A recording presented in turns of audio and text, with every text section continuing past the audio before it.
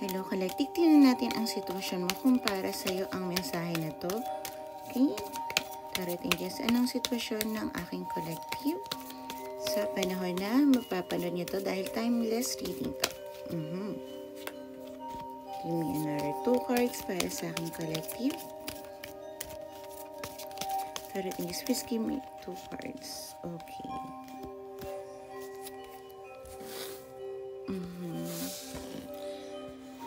Collective, kung ano man pinagdadaanan mo, magdasal ka lamang. Tingin ko masyadong mabigat yung mga bagay na nararamdaman mo, pero lahat ito ay may dahilan. Kung naniniwala ka sa mga anghel, si Archangel Michael ay pinoprotektahan ka, okay?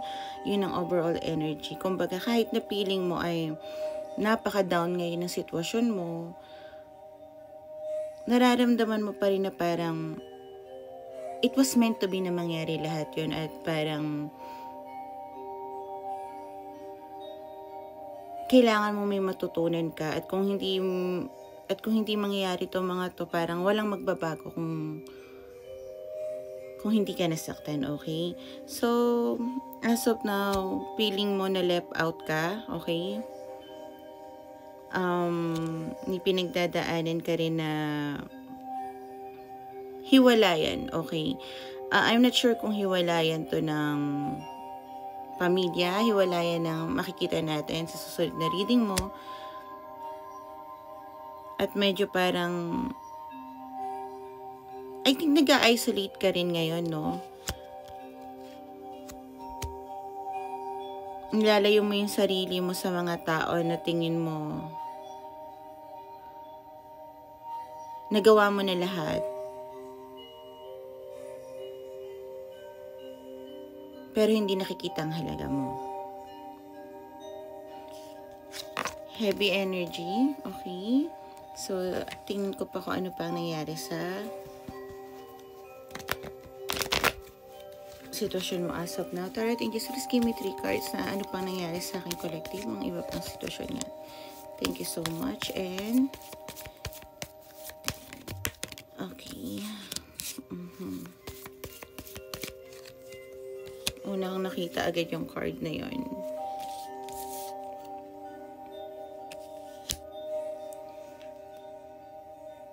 So, kung ano man yung nangyayari ngayon,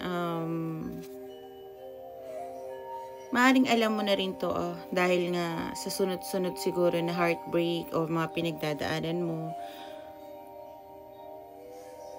Alam mo at sigurado ka na may pagbabago sa buhay mo sa ngayon, okay?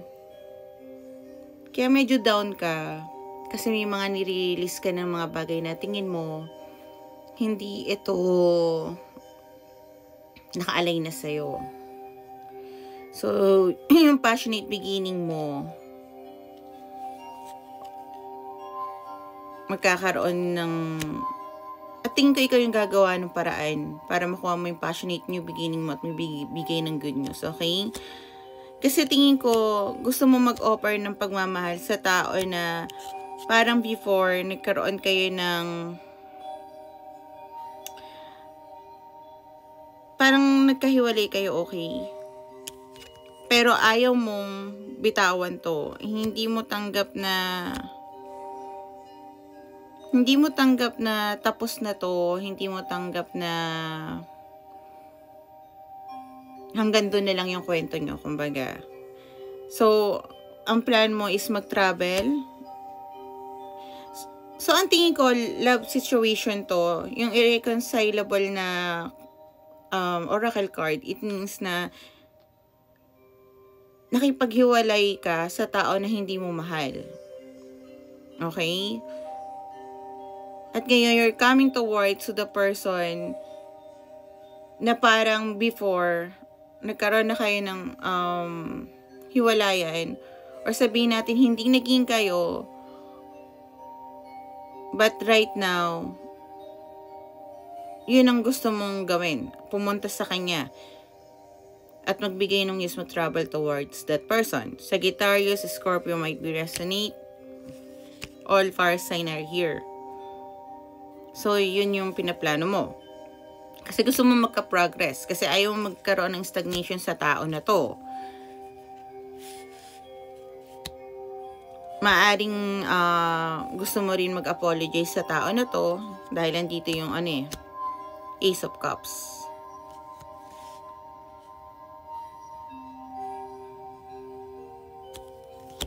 Okay? Tingnan naman natin ang payo ng guides mo sa'yo. At least, yung heavy na pinagdadaanan mo, alam mo na meron siyang. And I'm happy for you kasi hindi lahat ng tao nagtitake accountability na tinatapos yung ibang relasyon na hindi na talaga sila masaya. Kasi yung iba gusto yung meron pang sumabit, magsabit-sabit. At least, if magkakaroon ka ng brand new beginning, clean karma siya. So, tingnan naman natin ang payo ng guys na towards this relationship, okay? Tarot Angels, please connect me to their guides.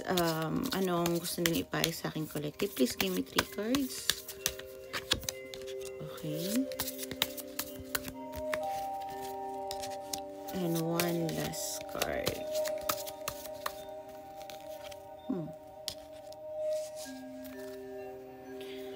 If you're a divine masculine energy, yung wish mo daw ay matutupad, okay?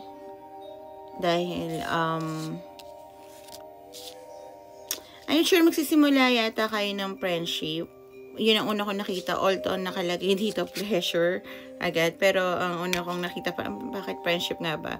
Siguro friends kayo na it will turn to family. At hawak mo yung susi, or alam mo kung paano kumatok sa buhay ng taong to pabalik sa kanya. Yan ang sinasabi ng guide mo. Ibinibigay nila yung wish mo or yung wish ng taong yung kasi ng masculine energy sa inyo. And I think para mas kikilalanin yung sarili niyo as friends na magkakaroon kayo ng doon nyo titingnan yung compatibility nyo na magta-turn into family. Okay?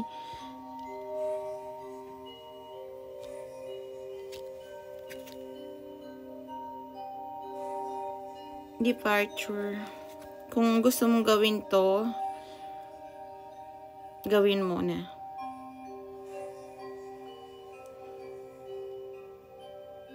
Ikaw ang kakatok sa pintuan para mabuo ang pangarap mo. Dahil nararamdaman mo na yung taong to is pamilya mo. At home. Masaya ka kapag kasama siya. I'm sure ba't channel ko pa to, pero yap. At tingin ko wala din naman pipigil sa'yo. Kundi sarili mo lang kung magkakataon.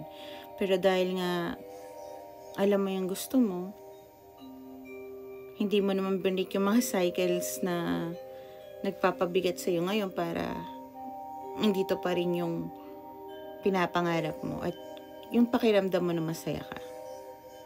Okay? So, collective, sana nakatulong to sa'yo at bye!